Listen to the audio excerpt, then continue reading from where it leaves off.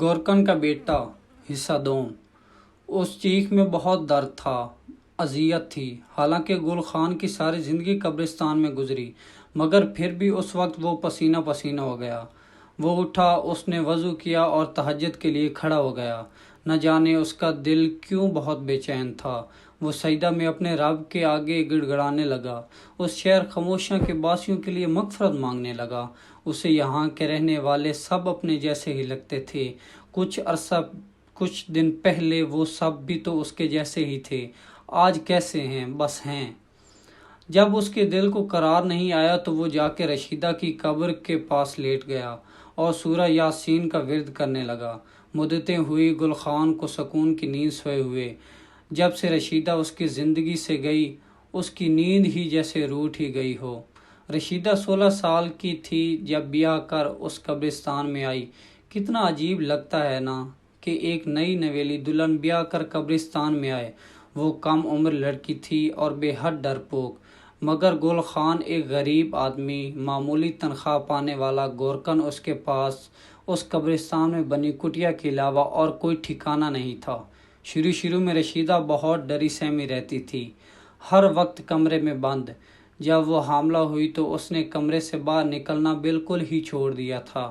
گل خان اسے بہت سمجھاتا تھا کہ کچھ نہیں ہوتا، یہ لوگ کچھ نہیں کہتے کسی کو، باہر نکلا کر چہل قدمی کیا کرو، مگر وہ بہت ہی ڈری سہمی رہتی تھی۔ گل خان اس کا بہت خیال رکھتا تھا، محبت بھی تو بہت کرتا تھا۔ جب سلیم اس دنیا میں آیا تو رشیدہ کا خوف میں اور اضافہ ہو گیا۔ وہ ایک نومولود بچے کے ساتھ قبرستان میں کیسے زندگی گزارے گی؟ مگر ان لوگوں کے پاس نہ کوئی اور روزگار تھا، نہ کوئی ٹھکانہ۔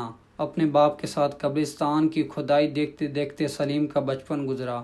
گل خان اور رشیدہ اسے پڑھانا چاہتے تھے، اور رشیدہ کو تو بس یہ امید تھی کہ جیسے ہی وہ پڑھ لکھ کر کچھ بنے گا، وہ لوگ کہیں اور گھر لے لیں گے اور یہاں سے چلے جائیں گے۔ مگر سلیم اسکول کے زمانے سے ہی غلط صحبت میں پڑ چکا تھا اور گل کا بیٹا اس کا دوست بن گیا۔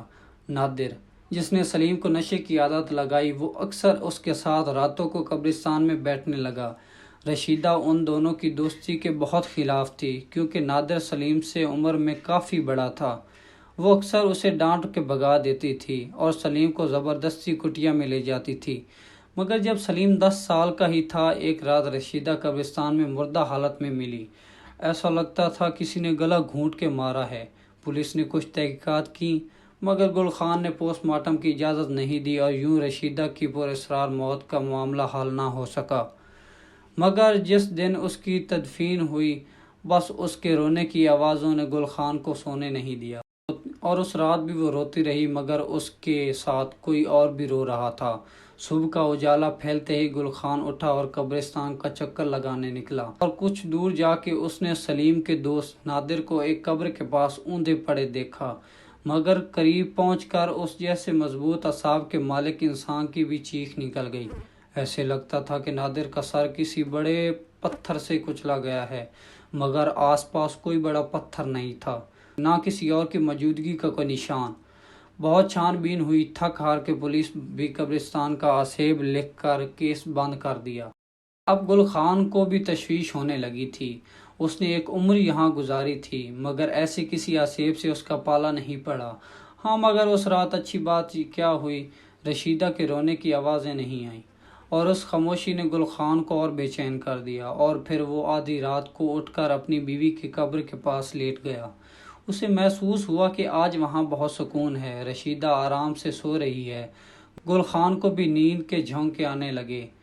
تب اسے کچھ سرگوشیاں سی سنائی دیں، جیسے رشیدہ کچھ کہہ رہی ہو: وے جھلے، اب کیوں سونے آتا ہے یہاں؟ اس رات کیوں نہیں آیا تھا جب مجھے دفنایا گیا تھا؟ تب کیوں نہیں پہرا دیا؟ تب تو کٹیا میں چھپا بیٹھا تھا۔ کیا کبھی تو نے مجھے اکیلا چھوڑا جو اس رات چھوڑ دیا؟ تجھے پتہ تو تھا میں رات کیا دن میں بھی ڈرتی تھی، میں رات کو باہر کیوں؟ سوچا تو نے؟ تجھے پتہ ہے عورت کا نہ وجود ہے نہ ہستی، عورت صرف جسم ہے، کچھ لوگوں کے لیے صرف جسم، چاہے زندہ ہو یا مردہ، صرف جسم۔ سنا تو نے؟ اور یہ بہت زور سے کہا اس نے۔ نیند میں ڈوبتا گل خان بڑبڑا کے اٹھ گیا۔